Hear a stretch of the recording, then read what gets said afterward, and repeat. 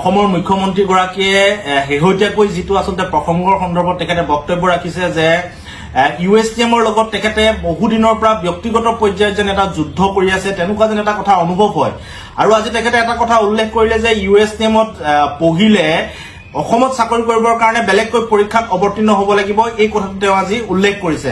আমি এটা কথা স্পষ্টকৈ ক'ব বিচাৰিছো যে যেতিয়া ফ্লাড জেহাদৰ কথা কৈছিল যেতিয়া গুৱাহাটীৰ বানপানীৰ কথা কৈছিল তেতিয়া USTM আৰু DPSৰ কথা কৈছিল আমি দেখিবলৈ পালো যে DPSৰ সত্তাধিকাৰ গৰাকীয়ে তেখেতৰ CM ফাণ্ডলৈ এটা মাননী আগবঢ়ালে আৰু সেই মাননীটো আগবঢ়াৰ পিছত DPSৰ কথা এতিয়া নোকোৱা হ'ল এতিয়া কেৱল USTMৰ কথা কোৱা হ'ল আমাৰ USTMৰ মালিক পক্ষৰ লগত তেওঁৰ ব্যৱসায়িক কিবা সংঘৰ্ষ আছে সংঘাত আছে তেওঁৰ পৰিয়ালে কৰিব খোজা কিবা ব্যৱসায় USTMৰ কৰ্তৃপক্ষ বা USTMৰ মালিকে কৰিছে তাত তেওঁ ক্ষুণ্ণ হৈছে বা তেওঁৰ কিবা ব্যক্তিগত অংক USTMৰ লগত মিলা নাই এই কথাবিলাক আমাৰ বিচাৰ্য বিষয় নহয় এই কথাবতৰাবিলাক তেখেতে নিজেই ঠিক কৰি ল'ব ব্যক্তিগতভাৱে তেখেতৰ কি পৰ্যায়ত USTMৰ মালিকৰ লগত কি হৈছে তেওঁ ফ্লাড জেহাদ কৰিছে আন কিবা কৰিছে এইবিলাক কি কাৰণে তেওঁ উত্থাপন কৰিবলগীয়া হৈছে এই কথাবতৰাবিলাক আমি খুচৰিবলৈ যোৱা নাই মেঘালয়ত থকা এখন বিশ্ববিদ্যালয় যিখন বিশ্ববিদ্যালয়ে নাকৰ স্বীকৃতিপ্ৰাপ্ত A গ্ৰেড থকা এখন বিশ্ববিদ্যালয় UGCৰ নিয়ম অনুসৰি তেখেতসকলে গোটেই শিক্ষা ব্যৱস্থাটো আগবঢ়াই লৈ গৈছে আৰু তাৰ কাৰণে অসমৰ প্ৰায় 6-7 হাজাৰ ছাত্ৰ ছাত্ৰীয়ে সেই USTMত এতিয়া অধ্যয়ন কৰি আছে বিভিন্ন বিভাগত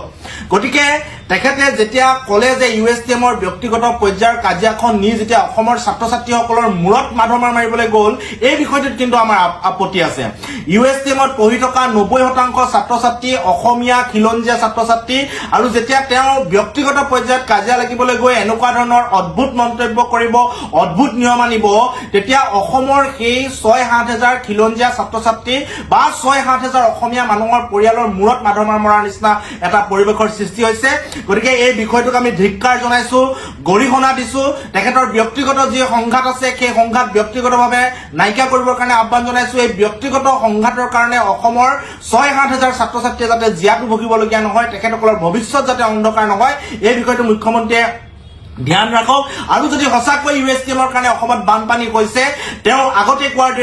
DPSৰ কাৰণে অসমত বানপানী হৈছে তেওঁ নেডাৰ আহ্বায়ক উত্তৰ পূবৰ ৰাজনীতিৰ এগৰাকী চাণক্য ব্যক্তি গতিকে তেওঁ মেঘালয় চৰকাৰৰ লগত অতি শীঘ্ৰে কথা বতৰা পাতি বিষয়টোৰ ফলপ্ৰসূ সমাধানৰ ব্যৱস্থা কৰক তাত পঢ়ি থকা অসমীয়া খিলঞ্জীয়া ছাত্ৰ ছাত্ৰীৰ মূৰত মাধমাৰ ঘূৰাবৰ কাৰণে এনেকুৱা ব্যক্তিগত সংঘাত নকৰিবৰ কাৰণে আমি মুখ্যমন্ত্ৰীগৰাকীক আহ্বান জনাইছো